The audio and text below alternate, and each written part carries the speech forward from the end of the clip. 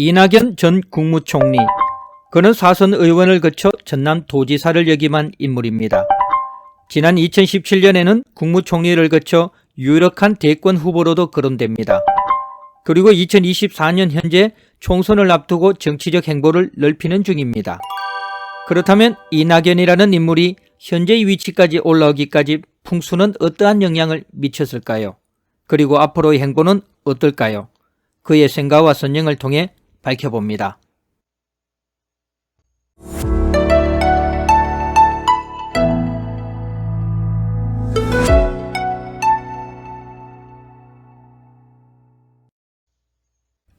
먼저 생가입니다.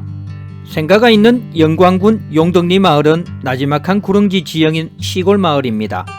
마을로 이어지는 산줄기는 멀리 남쪽에서 북쪽으로 올라와 마을에서 끝을 맺는 형태입니다. 물줄기는 칠암천을 포함한 두 개의 작은 하천이 마을 북서쪽에서 합수하는 형태입니다. 문제는 마을 북서쪽에 아무런 산이 없이 약 2km 가까이 들판으로 되어 있습니다. 아마 겨울바람이 마을을 적지 않게 괴롭혔을 것으로 짐작됩니다. 그런데 생가는 어떻게 바람을 피해 좋은 자리를 만들 수 있었을까요? 그 비밀을 하나하나 풀어봅니다. 이곳을 해석하기 위한 첫 번째 걸음은 평지룡을 이해하는 것입니다. 용은 크기와 규모에 따라 산농용, 평강용, 평지룡의 세 가지로 구분됩니다. 높고 큰 산의 형태인 산농용은 산 아래로 내려올수록 낮고 작은 형태의 평강용과 평지룡의 형태로 변하게 됩니다. 이때 대부분의 혈은, 특히 사람이 살아가는 집터의 혈은 평강용이나 평지룡에서 맺힐 경우가 많습니다. 정상적인 집터는 산 아래에 있지 산 능선을 타고 있는 경우는 없기 때문입니다. 생가로 이어지는 산줄기는 전형적인 평지룡입니다. 그리고 생가가 가까워질수록 먼 길을 달려온 산줄기가 이제 머무를 곳을 찾아 혀를 맺기 위한 준비 과정, 즉 풍수용으로 형지 세축의 모습을 보이고 있습니다. 바로 미세한 봉우리를 서너 차례 연속해서 일으키고 있는 것입니다. 구체적으로 보면 도로를 지난 내룡이 비닐하우스 밭에서 봉우리를 일으키고 좌우로 지각을 뻗습니다. 이때 오른쪽으로 뻗은 지각은 길게 이어져 생가의 외백호가 됩니다. 이후 내룡은 평지 과협을 형성하고 다시 작은 봉우리를 일으키는데 봉우리 위에는 신축된 기와집이 있습니다. 사진은 내룡이 평지 과협을 형성하고 신축 기와집에서 봉우리를 일으킨 모습입니다. 지형상 과협의 좌우는 골짜기의 시작점이 되는데 오른쪽에 민가가 이곳에 자리하고 있습니다. 그래서 민가의 자연지형이 주변보다 살짝 꺼져 있고 뒤가 오목합니다. 그리고 골짜기에 위치하고 있어 건물 벽체나 마당에 군데군데 이끼나 습기 흔적을 찾을 수가 있습니다. 아무래도 건강에 좋지 않은 자리겠지요. 참고로 봉우리를 타고 있는 신축 기와집은 풍수의 시선에서 내룡의 흐름과 거꾸로 앉아있는 형태가 됩니다. 이 또한 풍수적 결함이 됩니다.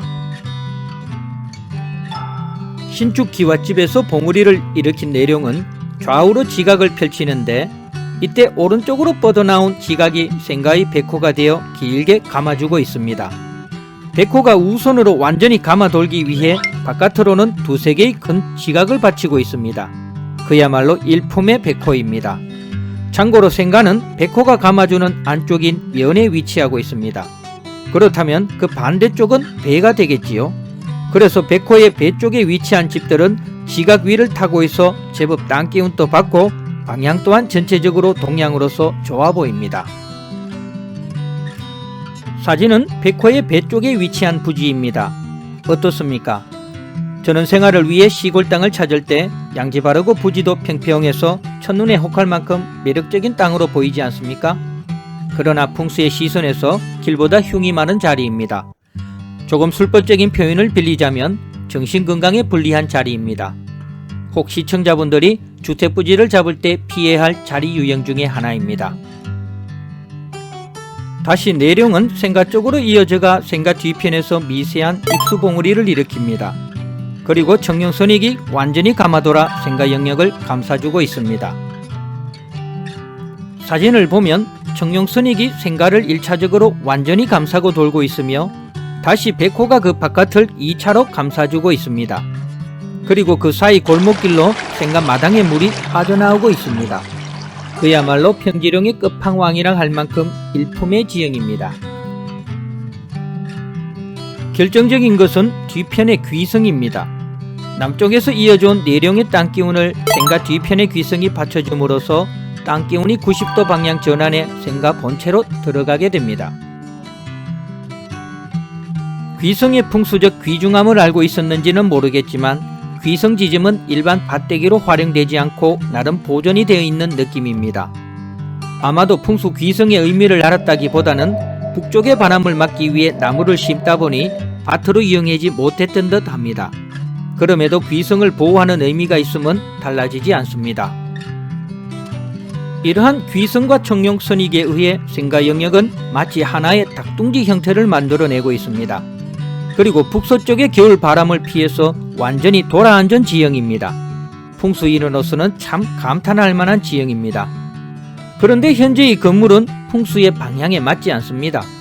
아마도 근래 신축하면서 방향을 턴 느낌입니다. 햇빛을 위해 남향을 택했지만 땅기운을 받는 데는 제한된 방향입니다. 풍수의 시선에서는 그림과 같이 동향이 되어야 정확합니다. 실제로도 과거에는 이 방향으로 본체가 있었을 가능성이 높습니다. 건물 크기 또한 너무 큽니다. 닭둥지에 큰 독수리 한 마리가 우격다짐으로 앉아있는 모양새입니다. 실제로 보면 지형에 맞지 않게 뭔가 어정쩡한 느낌이 듭니다. 현관문도 건물의 측면에 있으며 게다가 대문 방향과 바로 마주보고 있어 풍수적 문제가 됩니다. 땅이 가진 귀중한 가치를 알지 못하고 제대로 활용하지 못하는 것이 안타깝습니다. 단 이곳에도 풍수적 결함이 있습니다. 풍수에서 좋은 물은 모여야 합니다. 영역에 물이 흘러나가는 것은 당연하지만 모여서 나가야 한다는 말입니다. 그런데 이곳은 3개의 작은 도랑물이 마을 인근에서 모이지 못하고 각자가 제 갈 길로 흩어져 빠져나가고 있습니다. 굳이 술법적 해석을 덧붙이자면 민심과 신뢰와 관련한 면에서 부족함이 있겠다는 뜻입니다.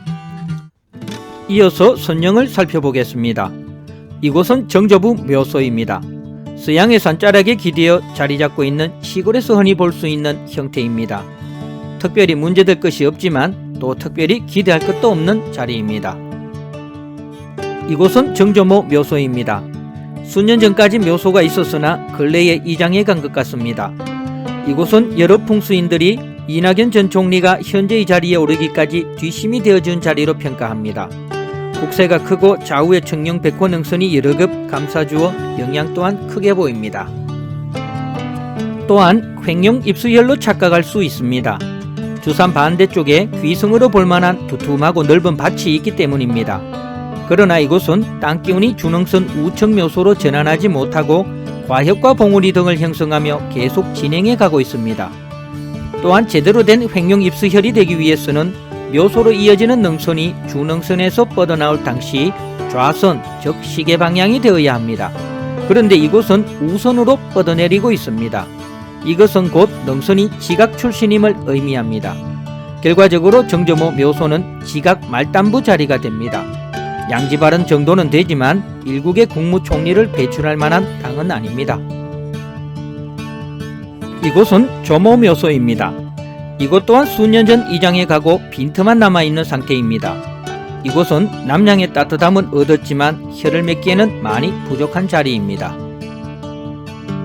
묘소로 이어지는 내룡의 모습이 전형적인 병룡의 모습입니다. 곳곳에 골지고 째진 흔적이 역력합니다. 그러다 보니 사진 속 과엽의 형상 또한 불량하며 뭔가 산이 잘린 듯한 느낌마저 듭니다. 결과적으로 조모 묘소는 병룡의 지각을 타고 있는 남양의 터 정도로 요약됩니다. 이낙연 전 총리의 행보에 덕보다 실이 많은 터로 평가됩니다. 이곳은 정조부모이하 가족묘역입니다. 여러 선령들을 조부묘소가 있던 이곳에 함께 모신 것입니다. 북동양임에도 비교적 바람도 적고 햇빛도 잘 쬐는 양지바른 자리입니다. 그러나 이곳은 주능선이 진행하는 바깥쪽에서 파생된 지각의 말단부에 위치한 자리입니다. 결정적인 피해는 없을지라도 조금씩 운을 막아서는 자리 정도로 해석됩니다. 2020년에 이곳으로 이장해온 부모묘소를 포함해 선년 정체를 평가해보면 어느 것 하나 이낙연 전 총리의 행보에 뒷심으로 작용한 자리는 없었습니다. 대부분 길보다 흉이 많았으며 정조부 대에서 부모대로 내려올수록 풍수적 점수는 오히려 낮아지는 경향이 있었습니다. 결과적으로 풍수의 시선에서 이낙연이라는 인물이 현재의 위치까지 오게 된 배경에는 생가의 영향이 결정적이었습니다. 그럼에도 생가 인물이 모이지 못하고 제각기 흩어지는 것은 민심과 신뢰에 있어서 문제를 일으킬 가능성이 항상 존재함을 주의해야 합니다. 선영의 경우 그의 행보에 전혀 도움되지 못했으며 앞으로도 그의 행보에 조금씩 발목을 잡을 것으로 판단됩니다.